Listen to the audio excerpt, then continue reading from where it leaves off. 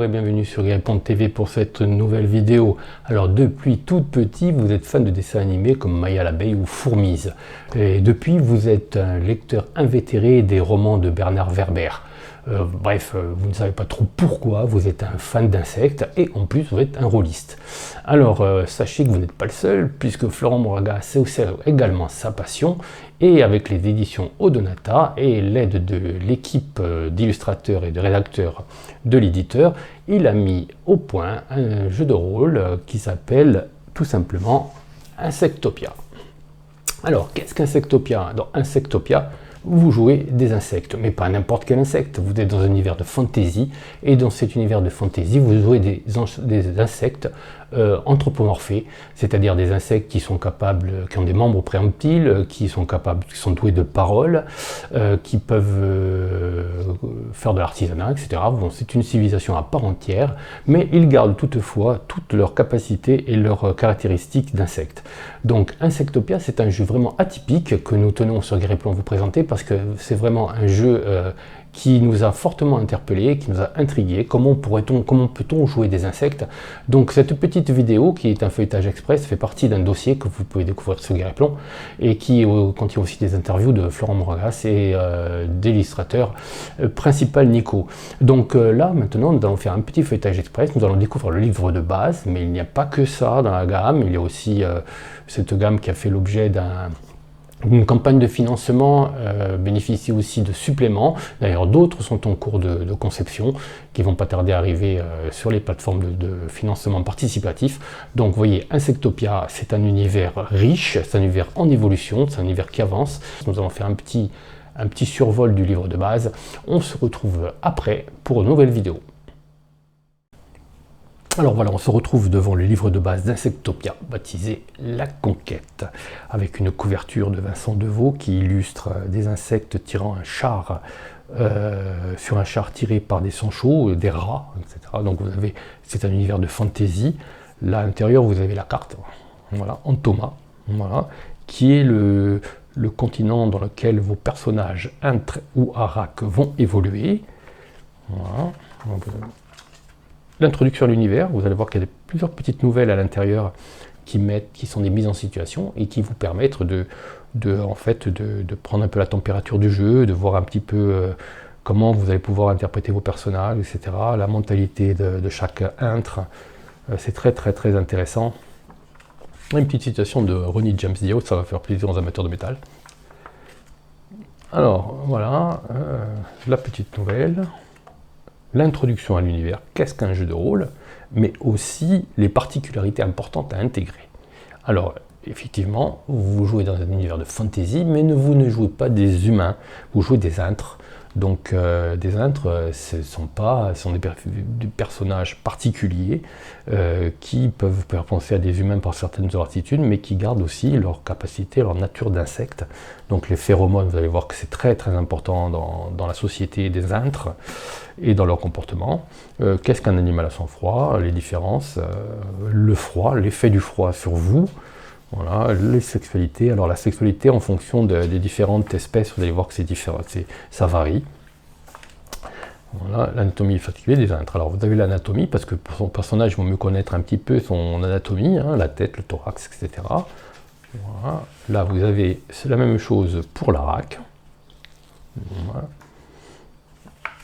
Alors, le livre ne commence pas par les règles, le livre commence par la description des peuples. Alors vous allez voir qu'il y en a pas mal, hein.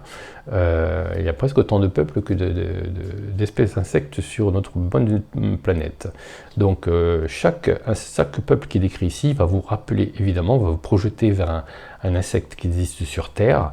Par exemple, si on commence par les apis, évidemment, vous pensez aux abeilles. Et évidemment, les caractéristiques des apis sont assez proches de celles des abeilles, c'est-à-dire que la communauté est très importante, la puissance économique, la ouverture culturelle, etc.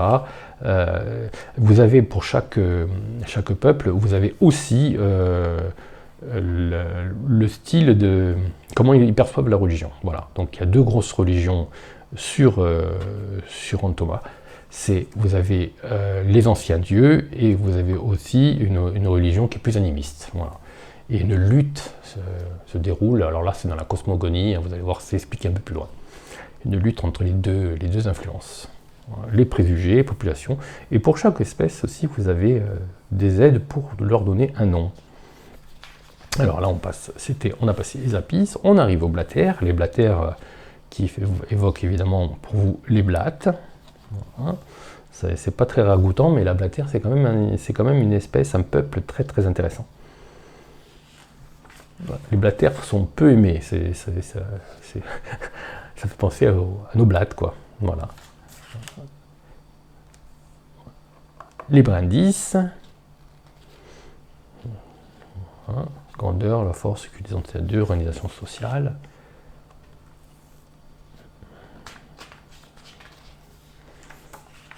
Encore une petite nouvelle. Le cercle, alors vous voyez que le cercle fait penser à nos cerfs-volants. Donc voilà, toujours pareil, organisation sociale, préjugés, art et langage, sonorité. Les crinards, voilà. Alors c'est des petites sauterelles.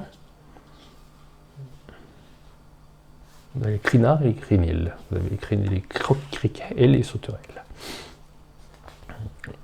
Alors, chaque espèce a vraiment ses particularités. Et chaque espèce a une organisation sociale et aussi un comportement, des préjugés vis-à-vis des autres races.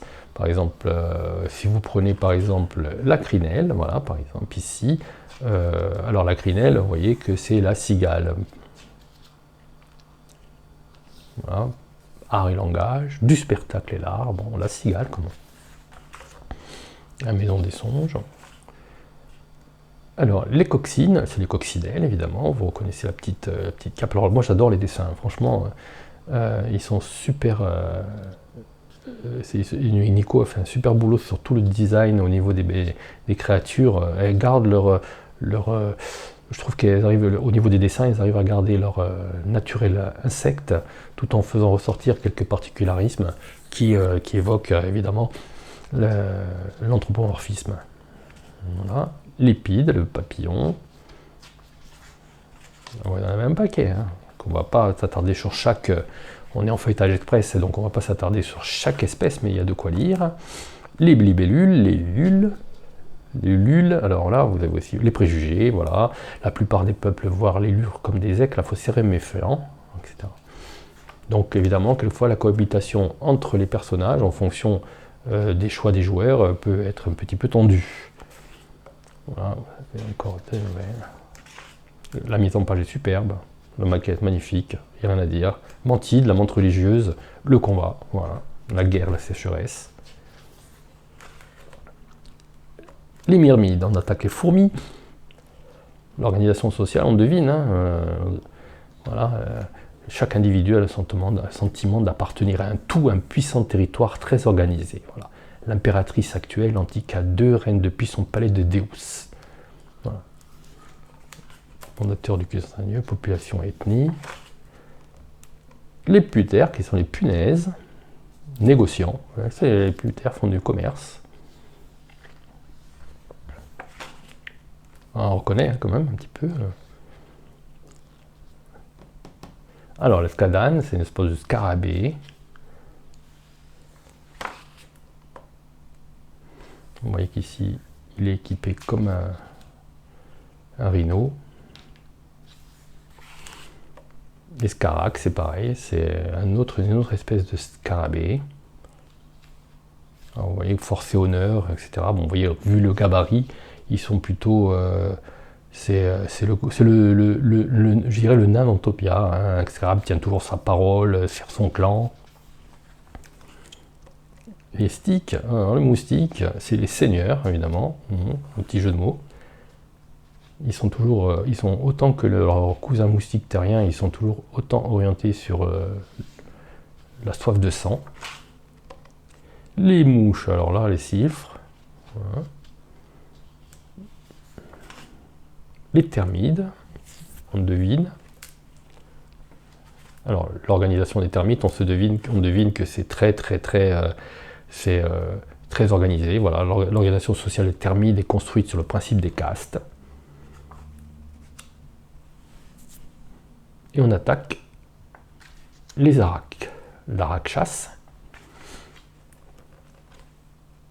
et l'Araklis. Et à la fin, vous avez un petit récapitulatif qui, à l'échelle, pour représenter les différentes tailles des insectes par rapport aux autres. On attaque maintenant l'histoire d'Antoma. Alors là, vous avez toute l'histoire à partir du cycle de moins 2000 jusqu'à moins 8000 avant Deus. Alors Deus, c'est un événement qui s'est produit et qu'on a découvert un artefact, etc. Alors là, il y a tout un mystère que le meneur de jeu connaît, donc je ne vais pas vous révéler. Il y a tout un mystère qui se déroule derrière Insectopia. Il y a une grande mythologie que les joueurs sont censés ignorer, vont peut-être découvrir au fil de leurs aventures, au fil des suppléments, des campagnes, etc. Donc là, vous avez la guerre des sangs chauds, parce qu'on se demande bien qu'est-ce qui se passe, que se passe-t-il? Est-ce qu'il n'y a que des insectes sur Antoma? Eh bien non, pas du tout. Il y a aussi les sangs chauds. Alors les sangs chauds, ça peut être des animaux à plumes, ou ça peut être des animaux à poils. Et en fait, il y a un conflit qui s'est déroulé entre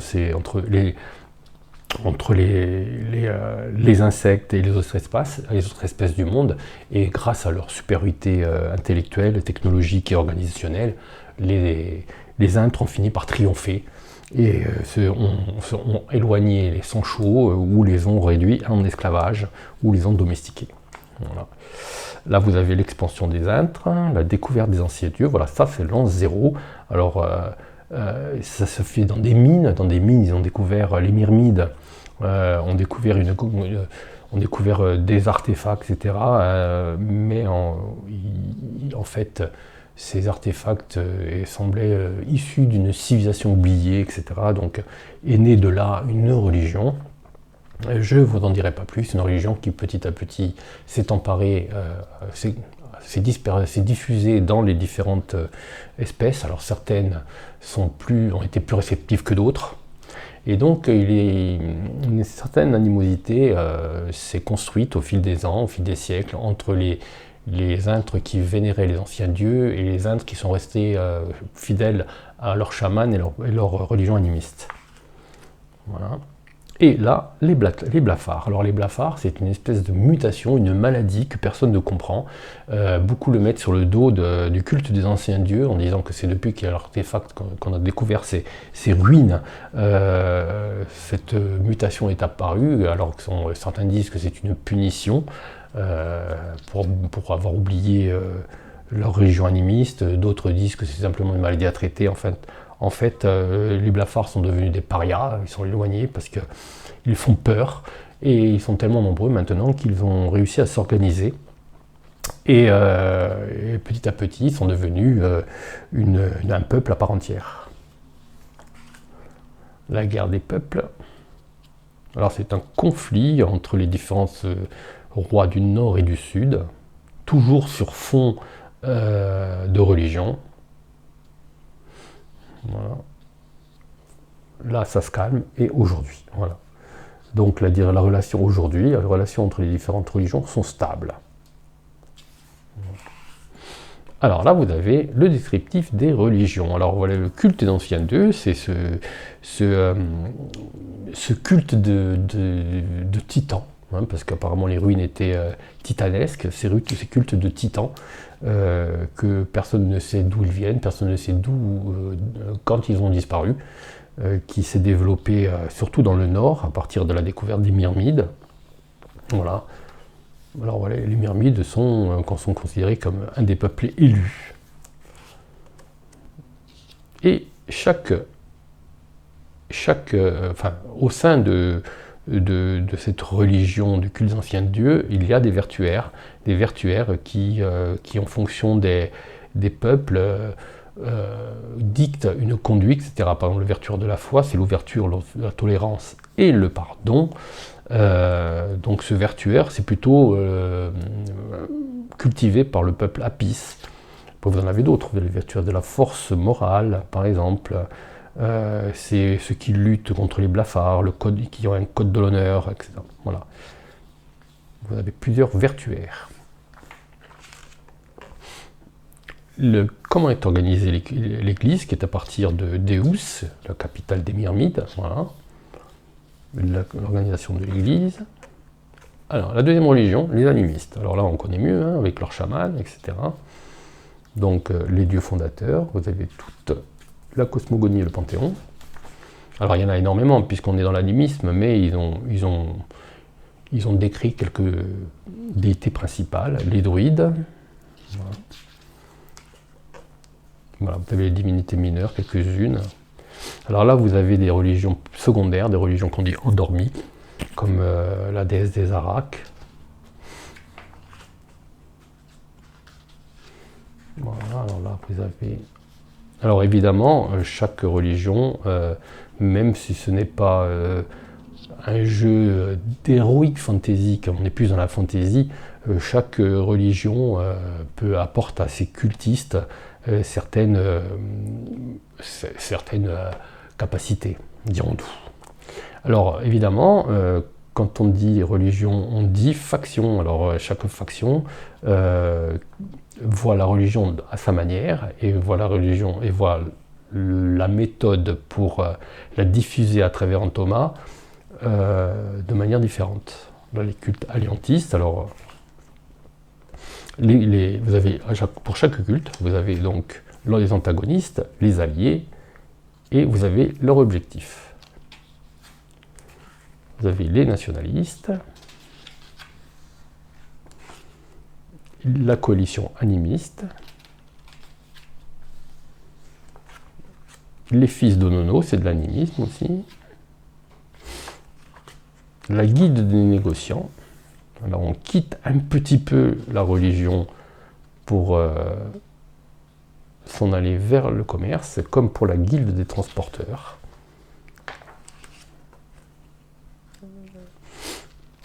Et vous avez aussi une faction qui est les blafards. On passe aux tisseuses d'Ara, qui est une organisation d'Arak. Là, vous avez encore un petit peu...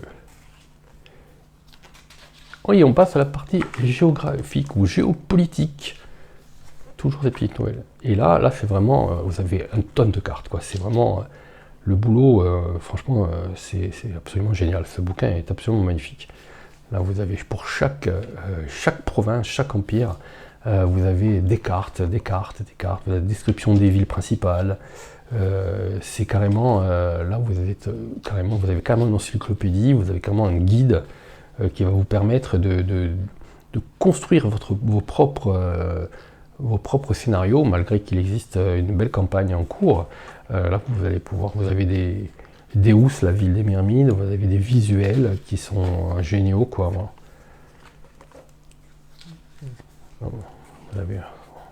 C'est vraiment superbe. L'enclave des prêtres dieux. Alors tout cela, vous pouvez vous reporter ensuite dans la carte, la grande carte qui est en deuxième de couverture, qui vous permet de situer où se trouvent ces endroits-là. Voilà, les cités. L'Empire mylique. Alors le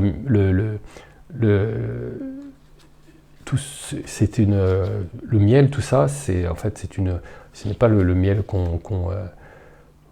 qu'on conçoit chez nous. C'est une espèce de produit qui a les capacités particulières magiques de la myéline, pas le miel, pardon. La myéline a des capacités particulières, elle permet de soigner, elle permet de faire des concoctions spécifiques.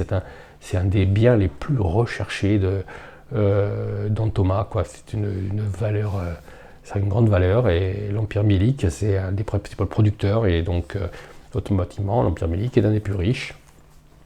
Vous avez les cités, la récolte de la myéline, le royaume de justice. Alors vous avez aussi la répartition évidemment de la population, c'est-à-dire vous avez par région, vous avez il y a un brassage. C'est pas parce que vous êtes dans une région qui est revendiquée, qui est dirigée par les apis, qu'il n'y a que des apis, hein, il y a du brassage. Le royaume du croissant vert. Les royaumes marchands.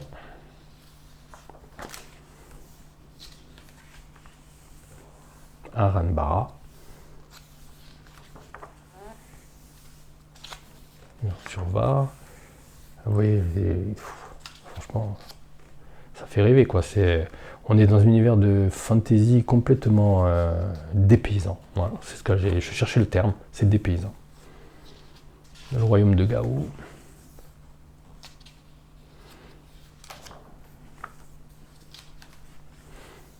Coréus, alors vous voyez, il y a de quoi faire. Hein. L'Atlas est vraiment imposant. Le travail effectué sur ce bouquin est colossal. Les terres d'Akar. MLS et Vespali. Vous voyez, il y a quand même quelques petites indications en fonction du blason de la zone géographique, quelle est la population dominante. Thomas, alors là, un petit guide, comment vivre, l'agriculture, la nourriture, les animaux, voilà, on arrive. Alors, tout est démesuré, évidemment, hein, parce que vos insectes, vos intres, ont la taille des insectes qu'il y a sur Terre. Il ne faut pas s'imaginer que les intres sont des insectes de taille humaine. Donc là, vous voyez le rapport qu'il y a entre un intre et un rat, par exemple. Donc, Thomas, malgré qu'il soit dominé par les intres, est quand même un endroit qui peut s'avérer périlleux si vous vous hasardez dans des zones peu fréquentées. Voilà. Comment fonctionne la justice? Alors la sexualité, c'est variable, évidemment. Les mélanges phérophonaux pour la sexualité. Alors là, vous voyez un petit exemple de domestication de rats.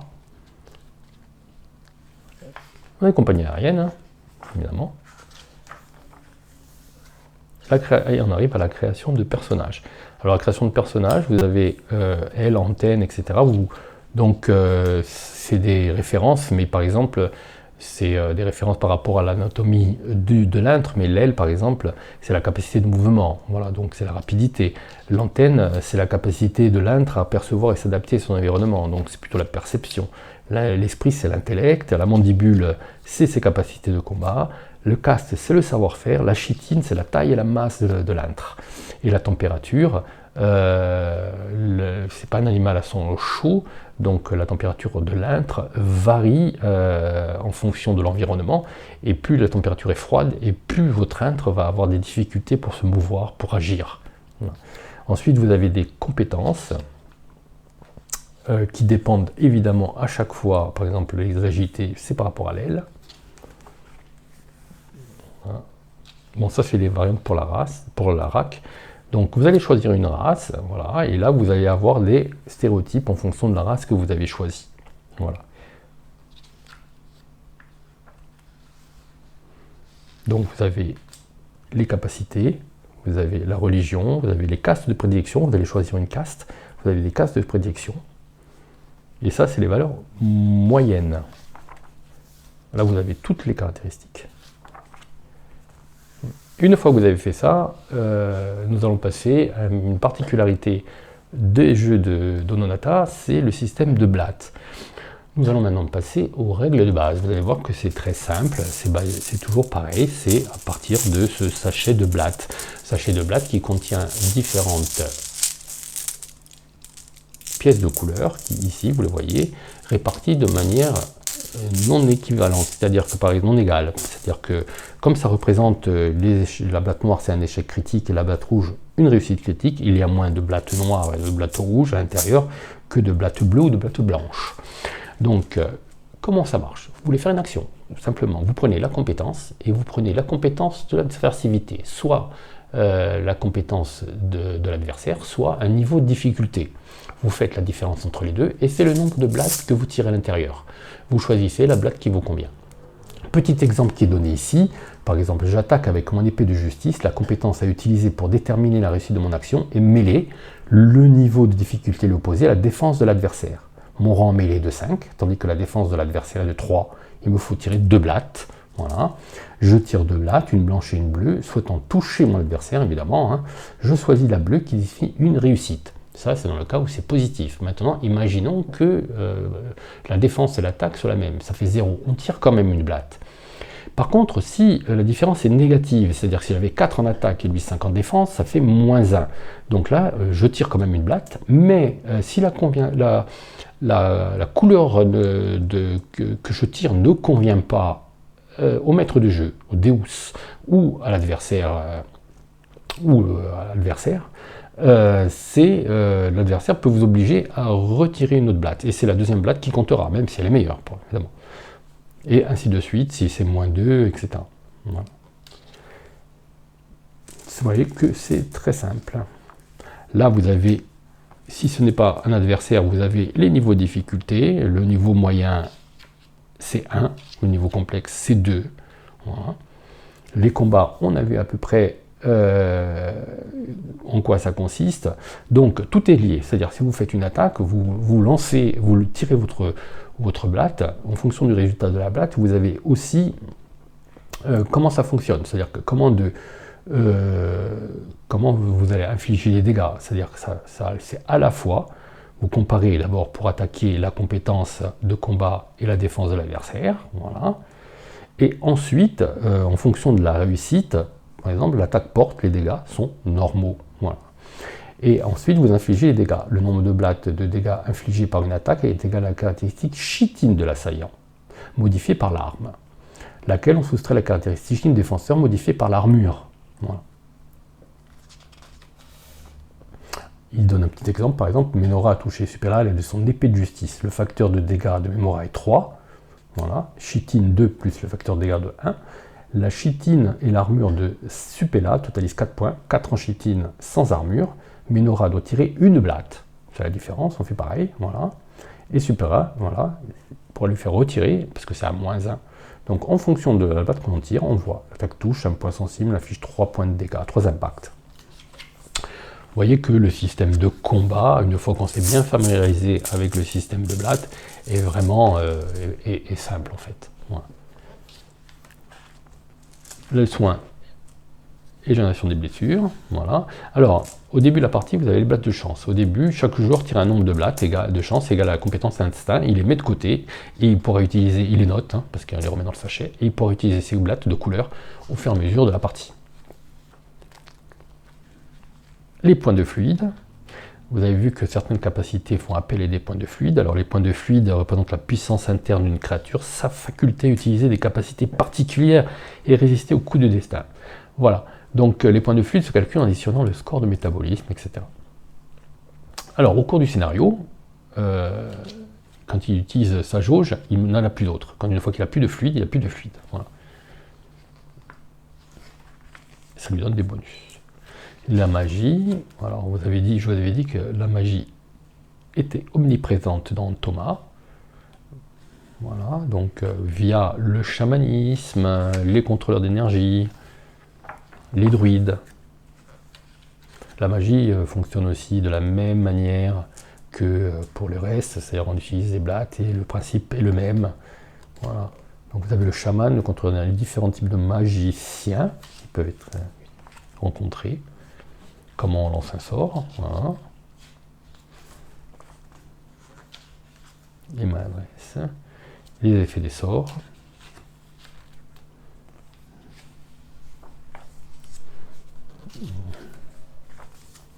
Et là, on entame la partie réservée aux meneurs de jeu.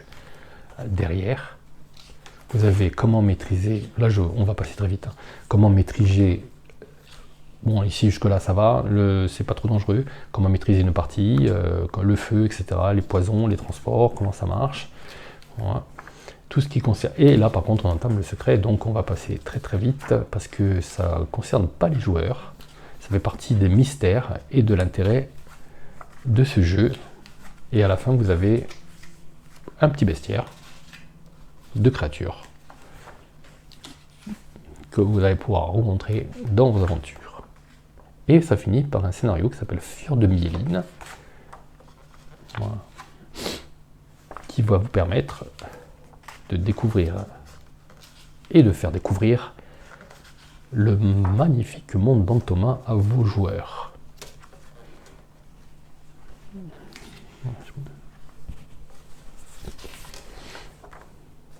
Un petit index. Et là, vous avez la fiche de personnage. Alors, elle est un peu compliquée comme ça, mais ce n'est pas vraiment. Vous avez les castes, les capacités que vous allez pouvoir noter. Vous avez aussi toutes les caractéristiques. La caractéristique est ici, vous mettez les compétences dédiées, voilà, autour, les compétences secondaires, l'impact d'impact, les blessures internes, parce que quand vous allez vous prendre des blessures, vous allez prendre des impacts, et au fur et à mesure que les impacts grandissent, vous allez prendre des blessures internes. Là, c'est le niveau de souillure, voilà, vitesse en vol et au sol, vos attaques, armes, première main, oui, parce que vous avez plusieurs mains, deuxième, troisième main. Ici, c'est pour la rack, vous voyez que c'est un petit peu différent, il n'y a pas l'esprit, mais le principe est le même. Les jeteurs de sorts, l'équipement, les contacts et historiques. Et on termine le bouquin par la carte, dans Thomas. Voilà. Alors j'espère que ce feuilletage express, qui n'était pas si express que ça d'ailleurs, vous a plu. Et si, comme moi, vous avez vraiment flashé sur ce jeu de rôle, je vous conseille fortement de tester. Hein. C'est vraiment, moi franchement, j'avais pas lu quelque chose d'aussi original depuis longtemps. Hein, c'est dit. Franchement, j'adhère à fond. Je ne peux que féliciter toute l'équipe de Nonata d'avoir proposé ce jeu aux rôlistes français. Franchement, c'est un jeu à découvrir. Et surtout, ne soyez pas impressionnés par la richesse du jeu, l'univers, la complexité de l'univers. Ça vient très vite, c'est très facile à lire. Il y a plein de petites histoires à l'intérieur qui vous mettent dans le bain. Bref, c'est du pur bonheur, c'est un sectopia. Voilà, j'espère que vous avez apprécié cette vidéo. Alors si c'est le cas, n'hésitez pas à la partager avec vos amis et à vous abonner à Guerre et Plomb si ce n'est pas encore déjà fait. À bientôt.